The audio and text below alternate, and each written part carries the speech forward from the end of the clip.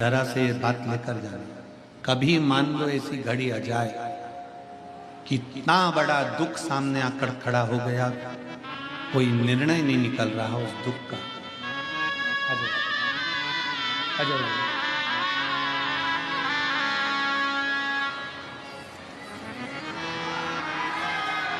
शिव पुराण कह रही है, भगवान शंकर का पावन चरित्र कह रहा है, बहुत बड़ी विषमता में फंसे हुए, बहुत बड़ी समस्या में गिरे हुए हो, बहुत तकलीफ घर में चल रही है, बहुत कष्ट है। तब कारकोट सर्प की यह कथा कहती है, कारकोटेश्वर महादेव की कथा कहती है कि 12 बेलपत्र, कितनी बेलपत्र? 12, 4 गड्डियां 3-3 बेलपत्र की बनी और 12 बेलपत्र। अशोक सुंदरी वाला जो स्थान होता है, सबको मालूम है ना अशोक सुंदरी का स्थान? अशोक सुंदरी वाला जो स्थान होता है वो 12 की 12 बेलपत्र की 4 जो गड्डियां हैं, वो गड्डियों को 4 बेलपत्र का जो क्रम है वो पूरी गड्डियों को, तीनों चारों को ले जाकर शंकर भगवान के उस सुंदर अशोक सुंदरी वाली जगह पर केवल महीने की, किसी भी महीने की 2 प्रदोष आप अपने हृदय से बाबा की अशोक सुंदर वाले स्थान पर समर्पित कर कर 1 लोटा जल शिव जी को उत्तर की ओर मुख कर कर समर्पित करें। कारकोटेश्वर महादेव का नाम लेकर समर्पित करिए, कैसी भी विषम परिस्थिति चल रही होगी उसका हल निकल ही जाए, उसका हल निकलेगा ही।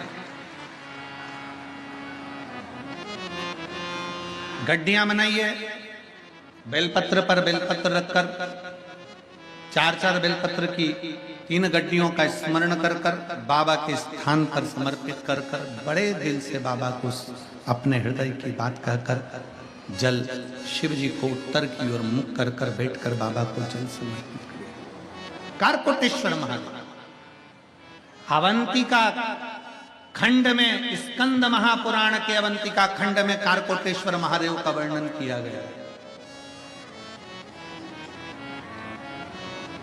कारकोटेश्वर ने विचार कर लिया कि मैं क्या करूं, मैं क्या दे सकता हूं, शिव को क्या समर्पित कर सकता हूं। कितनी भी विषम परिस्थिति हो, कितना भी तकलीफ की घड़ी चल रही हो, अशोक सुंदरी वाली स्थान पर अगर बेलपत्र के बाद 12 बेलपत्र समर्पित, और आप अलग अलग विभाजन कर कर नहीं भी चढ़ा सकते तो 12 एक साथ मिलाकर चढ़ा दो, पर चढ़ाओ और उत्तर की ओर मुख कर कर शिव को जल समर्पित करो। बाबा से कारकोटेश्वर महादेव का नाम लेकर दिल से प्रार्थना करो, मेरा देव अधिदेव महादेव सुनता जरूर है, सुनता, क्यों ना सुने। अगर विश्वास रखकर करा है एक पत्र तो हो जाए, साफ हो जाए। सबसे पहला कार्य शंकर भगवान के मंदिर में उस कारकोट विषधर को, सर्प को नहीं मालूम कि ये उज्जैनी अवंतिकापुरी है। आपको और हमको नहीं मालूम कि विश्वनाथ की धरा का क्या महत्व है। हम तो आए, बाबा विश्वनाथ जी का दर्शन करा, गंगा का स्नान करा, काल भैरव जी का दर्शन करा, गंगा जी का स्नान करा, पूजन करी, अर्चना करी, महामृत्युंजय मंदिर का दर्शन करा, काशी के सारे घाटों का दर्शन कर लिया, चल दिए। हमने क्या गंदगी करी, कैसे पटका, क्या करा, ये हमको नहीं मालूम। हम कैसी आराधना कर रहे हैं, ना जाने कितने तप साधना कर कर कर चले गए इस काशी की पवित्र भूमि पर। ना जाने कितने संत, साधु, सन्यासी, तपस्वी, साधक, उपासक तप कर कर कर चले गए इस काशी की भूमि पर। उन साधुओं का, उन सन्यासियों का, उन तपस्वियों का तप आज भी काशी की रज में बस। अवंतिकापुरी में स्कंद पुराण के अवंतिका खंड के अंतर्गत एक चरित्र आता है, कारकोटेश्वर महादेव का चरित्र। कौन से महादेव हैं? कारकोटेश्वर। जो 84 महादेव हैं अवंतिकापुरी में, उज्जैनी में 84 महादेवों में 10वें नंबर के महादेव आते हैं कारकोटेश्वर महादेव। हर सिद्धि माता के मंदिर के ही प्रांगण में कारकोटेश्वर महादेव हैं।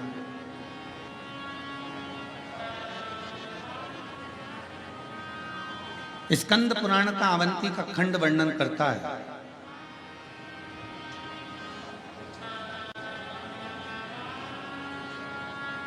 कद्रू और वीनता दोनों में विवाद हो गया और कद्रू ने अपने बेटों से कहा, अपने बच्चों से कहा, जो उसके सर्प बच्चे थे, उन सांपों से कहा कि मेरा वीनता से झगड़ा हुआ और मैंने कह दिया है कि सूर्य नारायण भगवान के अश्व का जो घोड़ा लगा है उसकी जो पूंछ लगी है वो पूंछ मैंने कह दी काली और वीनता कह रही है सफेद। अब मेरे जितने बच्चे हैं ये सब जाएं और सूर्य नारायण भगवान का जो अश्व है, अश्व का जो पूंछ है, उस पूंछ को सब सांप उससे लपट जाएं तो वो वीनता को काली दिखना चाहिए, शर्त मुझे जीतना चाहिए।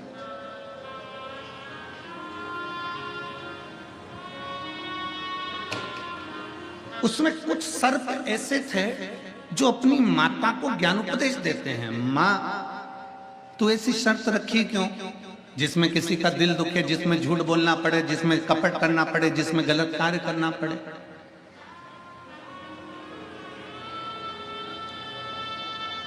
शिव महापुराण की कथा मना नहीं है। और इतना याद रखना कि तुम्हारे कमाने से किसी को कष्ट तो नहीं पहुंचा है, तुम्हारे घर में धन आने से तुमने किसी को बर्बाद तो नहीं कर दिया है, तुम्हारे घर में पैसा आने से तुमने किसी के साथ कोई गलत कृत्य तो नहीं कर दिया है। क्यों?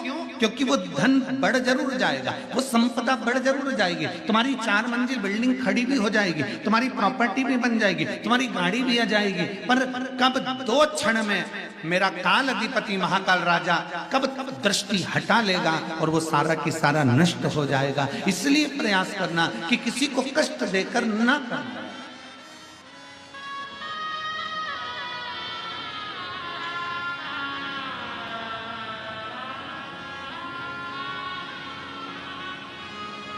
कमाओ, खूब कमाओ, मेहनत करो, खूब करो, मना नहीं।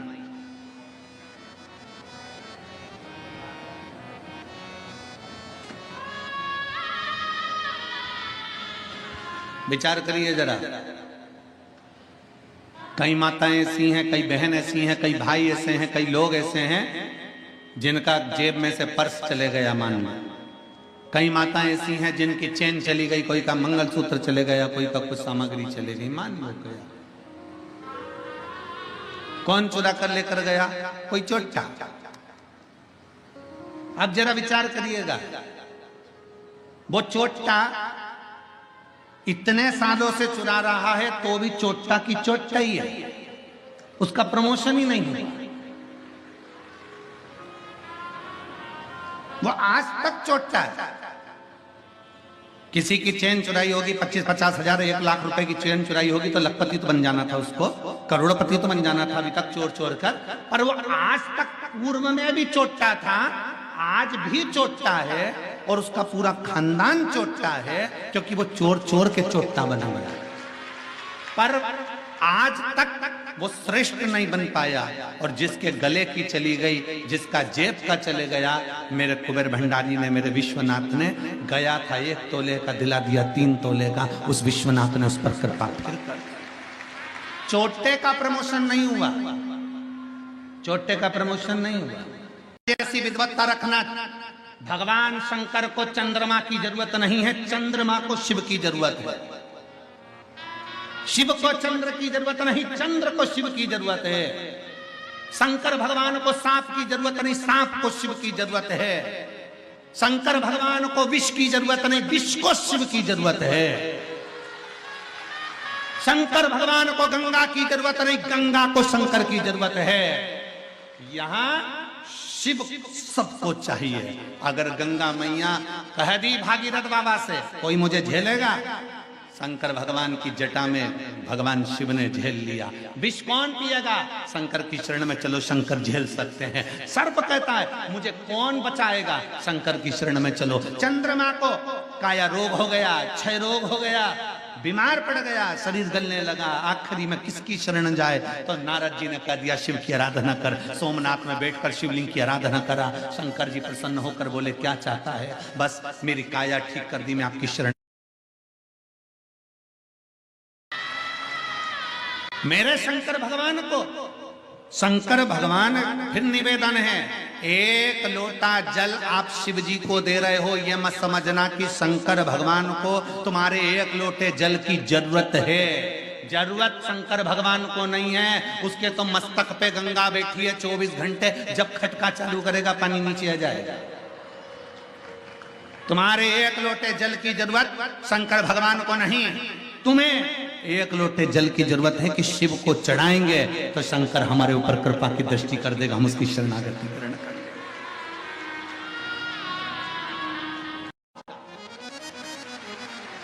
सबसे पहले दुख आया, अपने घर के शंकर भगवान से कहो, अपने घर के शिवालय से कहो, अपने भगवान के शंकर से कहो, अपने घर में जो शिवलिंग है उससे प्रार्थना करो। अगर मान लो तुम्हारे तकलीफ मिट नहीं रही हो तो फिर घर के नजदीक में जो शंकर का मंदिर हो वहां एक लोटा जल लेकर जाना चालू करो। 2-3 महीना बाबा को प्रणाम करना प्रारंभ करो, फिर भी तकलीफ नहीं मिटे, फिर भी नहीं मिटे,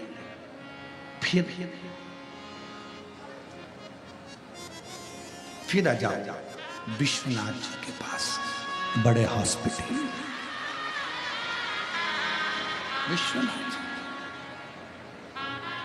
फिर तकलीफ ना मिटे तो या तो विश्वनाथ बाबा के पावन चरणों में आ जाओ या सीहोर के कुबेरेश्वर धाम आ जाओ। अब बाबा से कहने आई हूं बहुत थक, उनकी भी परिक्रमा, फिर कांतानाथ जी की परिक्रमा, फिर मेरे काशी विश्वनाथ जिस माँ गंगा के तट पर बैठे हैं उस पवित्र घाट पर ऐरावत हाथी ने आकर पंचकोसी यात्रा करना प्रारंभ करी। मेरे विश्वनाथ की पंचकोसी विश्वनाथ परिक्रमा करा ऐरावत। भगवान शंकर का कोई एक सिद्ध आनंदमय भक्त नंदी फिर प्राप्त हो गया, दौड़ता हुआ गया। नंदी से पूछा मैं कहाँ जाऊं?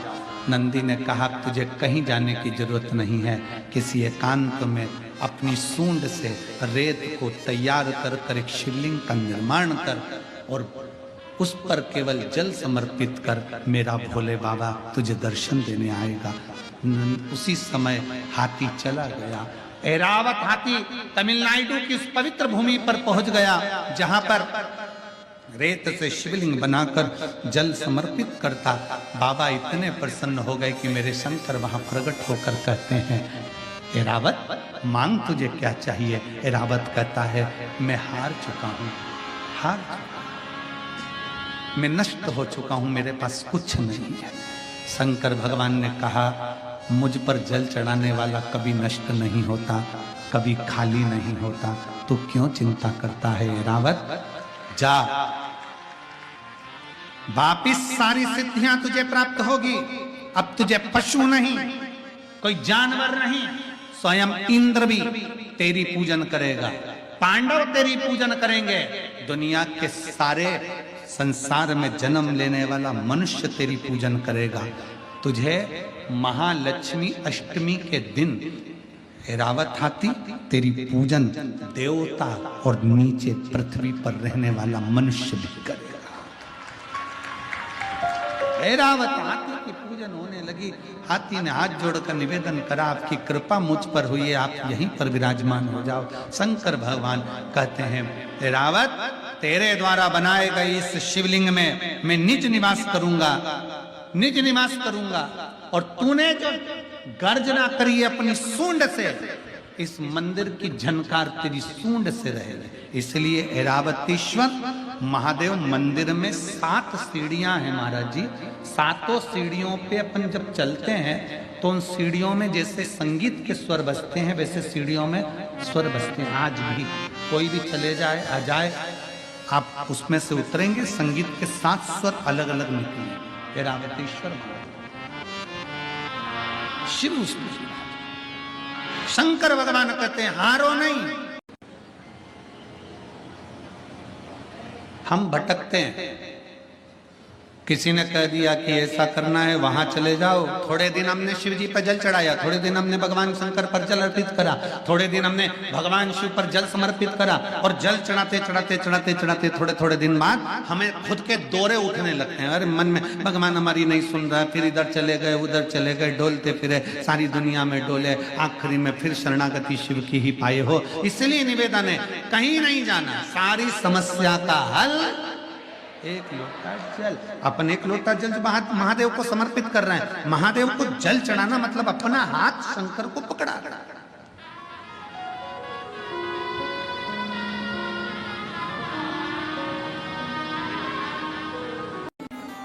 आप शंकर भगवान के इतने बड़े भक्त हो, आप शिव जी के इतने बड़े भक्त हो, आपको शिवलिंग की स्थापना करना पड़ रही है। प्रभु आप शंकर भगवान को कहते तो शंकर भगवान आ जाते, आपने शिवलिंग की स्थापना क्यों करी है? सती सीता माता पूछ रही हैं, प्रभु आप कहते तो भोलेनाथ जी आ जाते, माता पार्वती के साथ आ जाते, परंतु आपने ये शिवलिंग की स्थापना क्यों करी? तब माता सीता के शब्द सुनकर भगवान राम कहते हैं कि मैं जानता हूं, मैं बुलाता मेरे भोले बाबा आ जाते, पर मैं तो आज दर्शन कर लेता, भोले बाबा चले भी जाते, पर संसार के लोगों के लिए ये शिवलिंग इसलिए स्थापना कर रहा हूं कि संसार के मनुष्य अपनी इन नग्न नेत्रों से शंकर जी को नहीं देख सकते, पर इन नेत्रों से शंकर के शिवलिंग का अगर दर्शन कर लेंगे तो उनको शंकर का ही दर्शन का पुण्य फल प्राप्त हो जाए। कई लोग कहते हैं विश्वनाथ की धरा मेरे भोले बाबा की धरा है, तो भोलेनाथ यहाँ विराजते क्यों नहीं है? शिव महापुराण की कथा कहती है संसार का मनुष्य अपने नेत्रों से शिव का दर्शन नहीं कर सकता। उसको दर्शन करने के लिए कौटि कौटि ना जाने कितने कितने जन्म लेना पड़ेंगे, और जन्म लेने के बाद भी शंकर का दर्शन नहीं कर सकता, क्योंकि वो शिव को पहचान नहीं सकता। इसलिए भगवान शंकर एक लिंग के स्वरूप में विराजमान रहते हैं। ये 12 ज्योतिर्लिंग क्यों कहते हैं? ज्योतिर्लिंग का मतलब है कि वहां ज्योति है, वहां बल है, वहां अग्नि है, वहां का केवल दर्शन मात्र ही जीव के पापों को नष्ट कर देता है।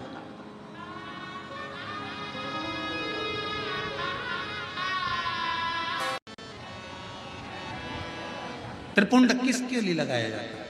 शिव महापुराण वर्णन करती है, जब हम भगवान शंकर को त्रिपुंड लगाते हैं, जब हम शिव को त्रिपुंड का एक छोटा सा चंदन, लाल चंदन, पीला चंदन, भस्म आदि कोई भी चंदन हम शंकर को त्रिपुंड लगाते हैं, वो शंकर भगवान के श्रृंगार के लिए नहीं। हम शंकर को जब त्रिपुंड लगाते हैं तो हम अपने लिए, आत्म कल्याण के लिए, हमें इस संसार सागर से मुक्त होने के लिए, स्वयं की रक्षा के लिए शिव के लिंग पर त्रिपुंड, शिवलिंग पर त्रिपुंड लगाया स्वतः के लिए।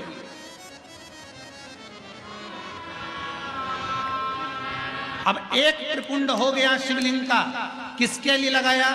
जम के बोलो जरा, अपने लिए। अब दूसरा त्रिपुंड भगवान शंकर को त्रिपुंड लगाया स्वतः के लिए।